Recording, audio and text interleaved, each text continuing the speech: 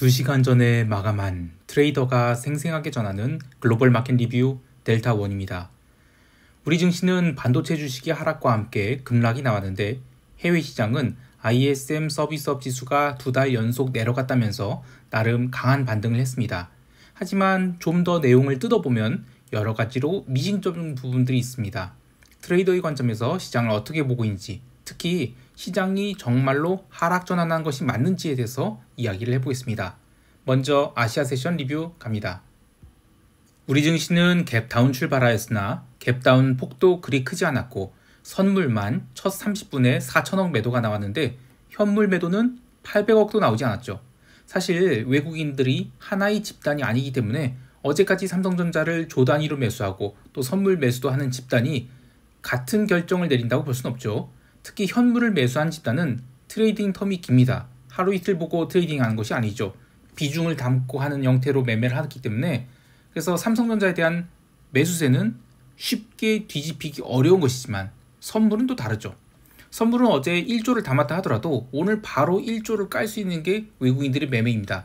그래서 30분 동안 4천원 매도가 나왔다라고 하면 얼마나 강한 강도로 선물 매도를 하고 있는지 봐야 되는데요.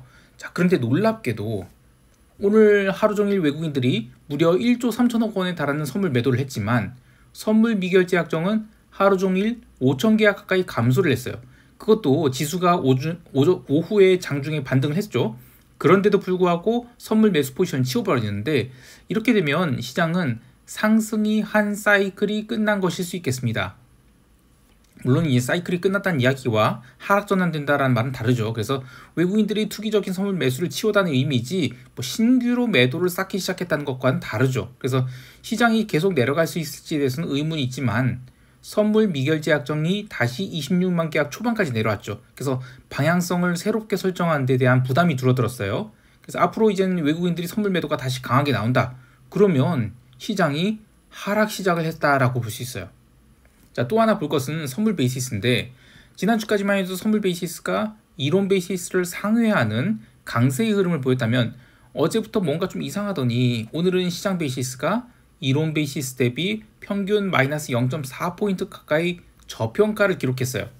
외국인들이 신규로 선물 매도를 한 게 아니라고 했죠. 기존 매수 포지션을 청산하는 그런 매도를 했는데도 베이시스를 제법 강하게 누른 것은 그만큼 시장에서 빨리 탈출하고자 하는 욕구가 있었다라고 봐야 돼요. 그 영향으로 프로그램 차익 매도가 1,800억 가까이 나왔고요.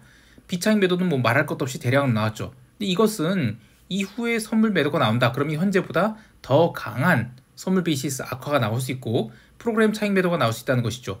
그럼 결국에는 시총 상위 종목들 빼놓고는 나머지 종목들은 영 힘을 못 쓰는 그런 장이 이어진다고 봐야 되겠습니다.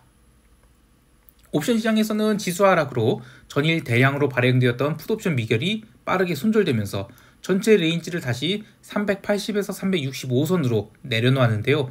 이틀 전만 해도 385선, 그러니까 종합주가지수 2800선 넘기는 거 아닌가 이런 희망이 담겼던 옵션 시장이 2800은 어렵다 이렇게 보고 차례차례 뚜껑을 닫기 시작하고 있고요. 현실적으로는 종합주가지수 2750도 넘기 어렵겠다는 판단까지 하고 있는 것 같아요. 이제 옵션 만기가 지금 일주일 내로 다가온지라 프리미엄 감소가 더 빨라질 것으로 보는데요. 종합주가지수 2700선, 즉 370선으로 시장을 누를 것인지 아니면 375선에서 멈출 것인지를 놓고 자리 다툼을 할 것으로 보고 있습니다. 하지만 여전히 양 옵션 프리미엄은 과도하게 높은 상태인데요. 따라서 전일이 풋옵션 매수 포지션은 스프레드로 닫는 것이 좋겠고 콜옵션 매도는 조금 더 길게 가져가도 되겠습니다. 자, 이제 유럽 세션은 넘어갈게요. 유럽 증시는 변동성 매도와 함께 조심스럽게 반등을 했습니다. 아시아 세션에서 중화권 증시 분위기가 안 좋게 마감되면서 좀 눌리는가 싶었던 유럽 증시는 의외로 전일 마감 가격 대비 소폭 갭 상승 출발을 했고 이후에도 나오는 매도 압력을 모두 이겨내며 결국 0.5%대 상승으로 마감을 했습니다. 다만 이제 중요한 자리에서 기술적인 반등을 한 것일 뿐 아직은 상승 추세가 계속된다고 하기는 어려운데요. 이와 같은 유럽 증시는 오늘이 작은 반등으로 변동성이 다시 14.5포인트까지 밀렸는데 지난 3월 27일에 기록한 변동성 13.9포인트보다는 여전히 높은 상태이기 때문에 아직 시장이 완전히 안정을 찾은 것은 아니라고 보고 있습니다. 유럽 증시가 조심스럽게 반등한 것과는 달리 유로존 채권 시장은 아주 그냥 난리가 났었어요. 전일 채권 시장이 반등이 과했다는 인식과 함께 초반에는 채권 매도가 나온 듯 했는데 유로존 CPI는 내려가고 또 실업률은 6.5% 소폭 상승하자 채권 가격이 강하게 튀었어요. 거기에 더해서 독일 10년 국채 입찰이 나름 수요가 잘 나오면서 채권 가격이 더 올랐는데요. 이게 유럽 세션 초반에 있었던 일이에요. 그래서 유럽 세션에서 초반에는 채권 가격이 굉장히 많이 올랐습니다. 자, 그런데 그 기술적 반등을 딱 하고 나서 한국 시간으로 저녁 8시쯤, 그러니까 그 유럽 세션으로 보면 점심시간 시작되기 직전부터예요. 그때부터는 이제 채권이 다시 매도가 쏟아져 나왔죠. 그래서 눌리기 시작했고요. 그러면서 미국 세션 개장 전 미국의 ADP 고용 보고서가 잘 나오니까 채권 시장은 추가 하락을 보이면서 미국 세션 개장 후에는 전일이 저가권까지 깨게 됩니다. 자, 그런데 이때 시장을 바라보는 입장에서는 야, 과연 채권 가격이 저렇게 눌리는 게 정상인가 싶을 정도였어요. 채권이 신저가를 갱신한데도 유로존 증시는 전혀 밀리지도 않았죠. 또 통화시장도 마찬가지로 달러 강세는 전혀 나타나지 않았습니다. 게다가 이따 미국 세션에서 이야기하겠지만 금리가 올라간다고 러셀이 갭다운 출발하긴 했는데 전일과 달리 개장과 함께 바로 강력한 매수가 들어오면서 지수를 약보합선까지 당겨놨어요. 그렇게 바닥을 확인한 채권 시장은 이후 ISM 서비스업 지수가 컨센서스 하회하면서 급등하기 시작했고요. 이후에도 채권 시장에 저가 매수가 꾸준히 유입되면서 의미 있는 아랫꼬리를 만들고 올라가게 됩니다. 참고로 이 파월이 발언은 시장에 별다른 영향 못 줬다고 봐요. 이미 채권 시장이 한참 반등한 상태였던 데다가 발언 내용 또한 최근이 그 인플레이션 양상이 정책 기조를 바꿀 정도는 아니라고 한 등 그냥 기존의 그 3회 금리 인하 예상에서 크게 벗어나는 말을 하지 않았어요. 그래서 그런데 또 시장 참여자들 그걸 그대로 믿기에는 좀 불편한 부분이 있죠. 그래서 오늘은 그냥 채권 시장 상승이 저가 매수 유입이다 이렇게 보고 있어요. 통화 시장에서도 쇼스퀴즈가 강하게 나왔습니다. 지난 4월 1일 이후로 눌린 부분을 이틀간의 반등으로 모두 만회를 했어요. 그러니까 결국 ISM 제조업 지수로 눌린 것은 오버시션이었다 이렇게 봐요. 특히 오지달러 롱포지션 다시 그 손익분기점 이상으로 올라왔는데 바닥권에서 3개를 잘라서 좀 스트레스 받긴 합니다만 전일 원자재가 계속 강세를 보인 것들 오지달러도 결국에는 반영하지 않을까 생각해요. 그에 반해 엔화는 꼼짝 않고 있는데 통화옵션 만기가 코앞이라서 군월물은 그대로 두고 엔화 콜옵션을 차월물로 금요일에 매수해서 롱포지션 좀 끌고 가볼 생각입니다. 상품 시장에서는 구리가 대폭등을 했습니다. 무려 3.2% 스트레이트 상승하면서 톤당 9,277달러.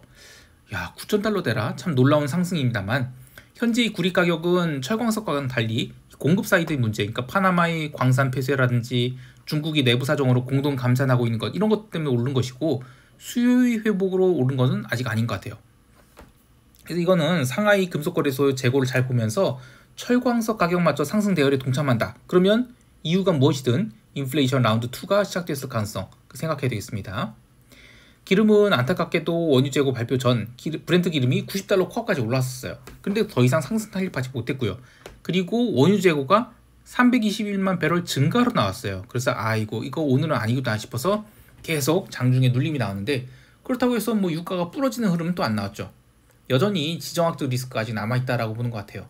이미 브렌트 기름은 포인트 피규어인 90달러 못 넘었을 뿐 작년의 고점은 모두 넘어선 상태이기 때문에 한 주를 앞두고 얼마든지 오버슈팅이 나올 수 있다고 보고요. 기름 숏은 생각하지 말아야 되겠습니다. 자, 이제 미국 세션 넘어갈게요. 미국 지수 선물은 아시아 세션에서 전일 장마감 무렵 상승한 부분을 거의 다 돌려줬습니다. 금리가 계속 오르는 상황에서 이 프리마켓 호가가 또 눌리기 시작하자 나스닥 선물은 그 전일 저가권까지 내려와서 출발하게 됩니다. 자, 그런데 이제 어제 시황에서 이야기했듯이 현물 관점에서 본다면 전일은 갭다운이 워낙 세게 나왔어요. 그래서 21선에서 바닥 확인했죠. 그리고 오후에 양봉 마감했습니다. 자, 그런데 오늘 또 그 양봉을 누르고 또다시 갭다운 출발을 했어요. 자, 그러면 어제는 그렇다 쳐도 오늘만큼은 정말 강한 매수세가 들어오지 않다면 시장은 나가리 국면으로 전환될 수 있었어요. 그래서 초반이 시장 흐름이 굉장히 중요했습니다. 자, 그런데 의외로 러셀이나 나스닥이나 지수 선물이 갭다운 출발하고 나서 아주 빠르게 매수세가 들어왔습니다. 비록 초반 30분은 눈치 보기를 했지만 밤 11시 ISM 서비스업 지수가 2달 연속 눌렸다는 이유로 나스닥에 강력한 숏 커버가 들어오게 되죠. 그렇게 0시 30분까지 스트레이트로 저가에서 1.2% 상승이 나온 뒤에 시장은 파월이 연설에서 무슨 이상한 말이라도 나오는 거 아닌가 하고 눌림이 있었는데 파월이 연설은 별다른 게 없었어요. 그러니까 결국 시장은 재차 반등을 했지만 금리를 너무 빨리 인하하는 것은 위험하다라는 발언에 나스닥이 또 순간 급락을 했는데 5분도 안 돼서 또 다 만회했습니다. 그리고 나서 시장이 장마감 1시간 전까지 지루한 횡보를 했는데 새벽 4시 이후에 또 장중에 들어온 매수세들이 이익 실현을 서두르면서 급락이 나왔죠. 이때의 하락은 아예 뉴스 플로도 없었어요.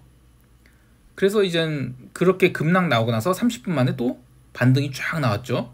결국 플러스 마감했는데 중요한 지지선에서 드디어 나스닥이 양봉 나왔다는 점에서 시장은 의미 있는 단기 바닥을 찍은 것이 아닌가 이렇게 보고 있어요.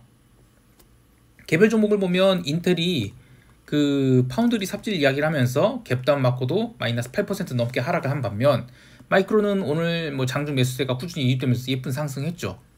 이거 삼성전자에 영향이 있겠네요. 그에 더해서 메타나 아마존 같이 조용히 버티고 있는 종목들 다시 양봉 그리면서 올라오고 있어요. 그래서 시장의 매수세가 엔비디아나 구글 등에서 분산되고 있을 뿐이지 아직 뭐 진정한 하락이 나오려면 시간이 더 필요하다 이런 신호를 보여준 것 같아요. 또한 캐터필러는 오늘 3% 상승하면서 아예 신고가를 기록했는데 굴뚝주들도 끝난 게 아니죠. 여하튼 시장이 의미 있는 지지선에서 현물 기준으로는 연속해서 반등을 했다는 것 그리고 변동성도 다시 눌러버린 것을 고려하면 시장이 조금 더 반등하고 그리고 나서 하락 전하는 것이 진짜 하락이지 아직까지는 그냥 기간 조정의 영역이다 이렇게 보고 있습니다. 이제 시장 총평하면서 대응 전략 이야기할게요. 우리 증시는 외국인들이 대량의 선물 매도를 하면서 포지션을 비워놨어요.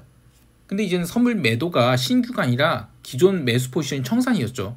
그리고 전일 마이크론이 또 올랐기 때문에 재하락보다는 상승 반전이 가능성도 남아있다고 봐요. 근데 여전히 옵션 프리미엄이 높아서 아주 높아요. 그래서 콜옵션이 큰 시세를 내기는 어렵다고 보고요. 그냥 징그러운 변동성 매도장이 이어질 가능성이 있다 이렇게 보고 있습니다. 그래서 기존 콜옵션 매도 포지션은 수량 조절하는 정도로 대응할 뿐이지 굳이 무슨 익절을 하거나 콜옵션 매수로 적극적으로 상방 대응할 필요 없다고 보고 있습니다.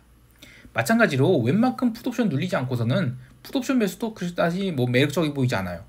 상단 레인지가 2750선까지 내려왔다는 점을 감안하고 반등 시 콜 매도를 차월물로 쌓는 정도 이렇게 대응하는 것이 좋겠고요. 뭐 공격적인 양매도 대응도 나쁘지 않겠습니다. 해외 시장에 대해서는 채권 포지션 모두 치웠어요. 그래서 남은 오지달러와 엔화를 어떻게 고민할 것인가 고민인데 오지달러는 뭐 손익분기 전 넘어서 롱 계속 홀딩할 것이고 엔화는 금요일 콜옵션 매수를 차월물로 재진입할 생각이에요. 지수 선물은 아직은 박스장 세일 가능성이 높다고 보고 매도 안 할 거고요. 단순히 금리가 내려가서 그런 것이 아니라 아직은 현물에 대한 저가 매수세에서 살아있다라고 보고 있어요. 그래서 포지션을 숏을 잡는다는 것은 뭐 아무 때나 뭐 시도 때도 없이 뭐 한 개 매도 정도 이렇게 정찰병 보내는 게 아니라 어느 정도 시장 흐름이 만들어진 뒤에 정찰병을 보내기 시작해야 되는데 아직은 정찰병 보낼 때가 아닌 것 같아요. 그래서 나스닥 매매는 장중에 잠깐 한 개나 뭐 그 정도로만 들어갔다 나왔다 이 정도만 하고 있지 아직은 뭐 본격적으로 포지션 잡을 때는 아닌 것 같습니다. 여하튼 한 발 물러서서 대응하도록 하겠습니다. 오늘도 성공 투자하시길 바라고요. 이상 델타원이었습니다. 감사합니다.